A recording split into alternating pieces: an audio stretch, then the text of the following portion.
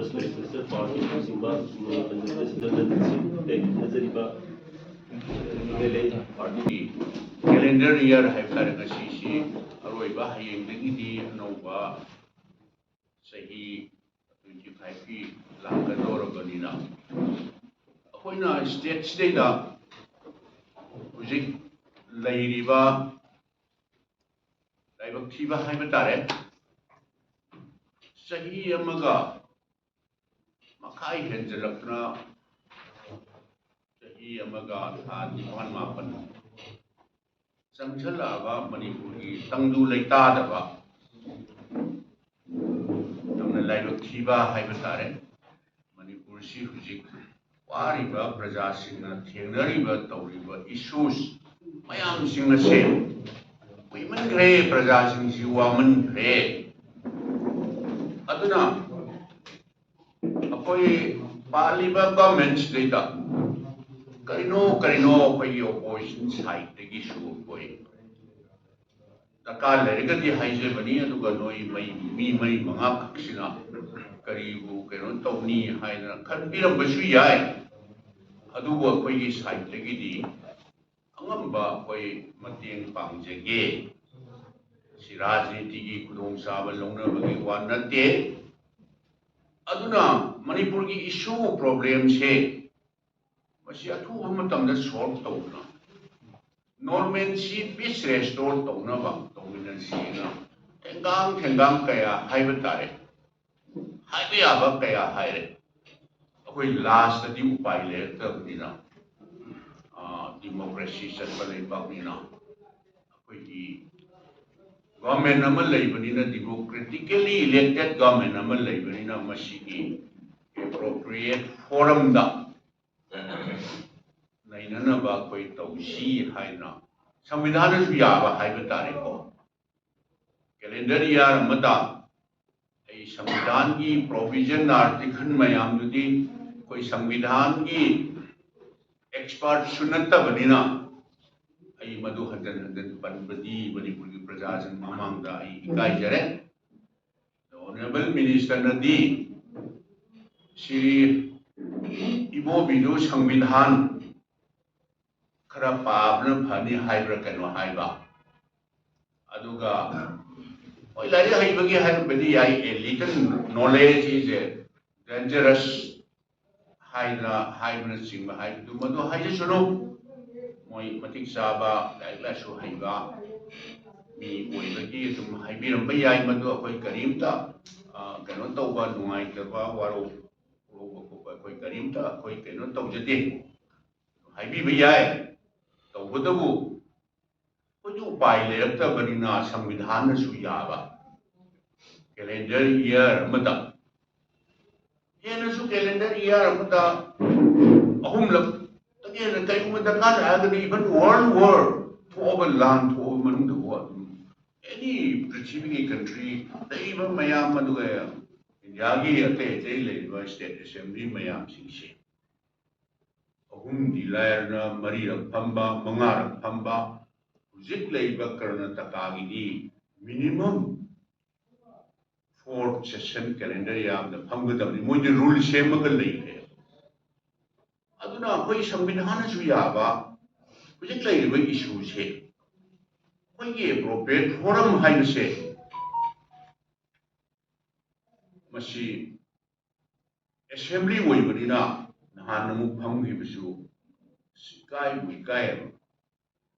session hai sira lepa hai sira phamba hai sira minute khara phammaga tokhi bura hanasu madu itihas da auta tokhi ba session neva adu masi Samvidhana suyaba masi ahumlak phamba session hai bise akoi Samvidhana suyaba ni adu masi ko view masida akoi phaminaraga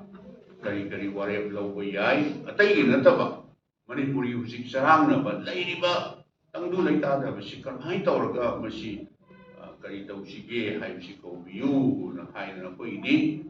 haibam thokpa hai batare House Prorok Taurabina, Governor Saman Taubigado, Governor the Memorandum Piva, Chief Minister the Piva, assembly की speaker सिना custodian सिगी माना head कोई बनी ना मंगों the पिरम तो का कोई तौजे बने कोई कदाई भोगा कोई elected MLA सिंह कदाई भोगा मसी कोई law and order दा तौरगा मयामची केंद्र दगी खलपा honorable member सिंह मंत्री सिंह अदुगा chief minister यावना अकोई की लेरिबा situation सिदैदा security si mai की तोंगान बा category लु येंगा security protection तौरगा थम्बी थौदोक वाथोक मयाम सिंसे कराइदा कोई elected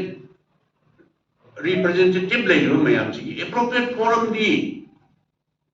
assembly द नैना बना कराइदा नैना गनी assembly द state सिगी अफबा लौगदबा resolution लौगदबा मयाम सि assembly नतना कराइदा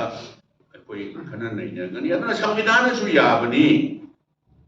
winter session si कौबियु हाइबु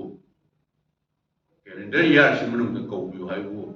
ngasiना यानी के कौगदौ मानदे अदुना दी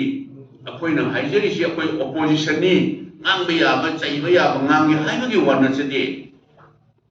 नोइना पालिबा state government से other center the same party नि सिले same party नि नोइना अखोइदा अखोइगी सर्विस दरकार लेरगदी opposition की दरकार लेरगदी नोइना लुसिंगबिरो honorable prime minister unasi honorable home minister unasi अखोइना मतेंग पांगबा याबा अखोइना हाइबा याबा नोइना दी डायरेक्ट हाइबदा नुंगाइतबा अखोइ एक्सप्रेस तौजगे अखोइ रिक्वेस्ट तौजगे हाइबा अदुसु तौदबा सेसुम तोमिन लेरगा तौरिबा सोशल एबा स्टेट सिदैदा तौरिबा मयाम पुरमक सिंसे मसिदी अखोइ खांगबंग नमक्तदना इवन येंगबिउने अखोइ से हंजन हाइजेबगी वानतीबा आर्मी की कैंटोनमेंट दा संगिबा सिविलियन होबा वेर अबाउट जिबो खंगरे मधु लेरमगने अखोइ लेरमोयेना अखोइ हाइजरोयबा लेरमगनी अदुबु मतमदुगा हुजिकी मतमसिगदी आई याम खेनरमगने खल्ले नंबर 1 हुजिकी लेरिबा सिचुएशन सि मतमदु थोमोय नंबर 2 मधु एजेंडा लेइतबा हाइतरे business की एजेंडा हाइबम दि लेनि सेचन फम तारगदी एजेंडा लेइतबा अदु मोइना दि हुजे हाना तौगिबा हाना तौरमनि हाइले अदु हाना तौरमबा लेरमोय हाइबनति लेरमगनेबा आइनु जे हाइजेगनि हाना की सिचुएशन मतमदुगी अखोइना सेशन फमगेदा अहुमला फमगिदबदो अदुगी सिचुएशन जुगा हुजि प्रिवेलिंग सिचुएशन जिगा याम थीना खेनबा लॉ एंड ऑर्डर की इश्यूज मयाम पुनमुखे कराइदा नैनगनि अखोइ लेपुं फमगा लेनबि यारो अदुगी वानेबा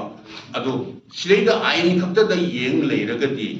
इश्यूजी ना थैनबा ngang माली हाइबनिदा अखोइना हाइजेबनि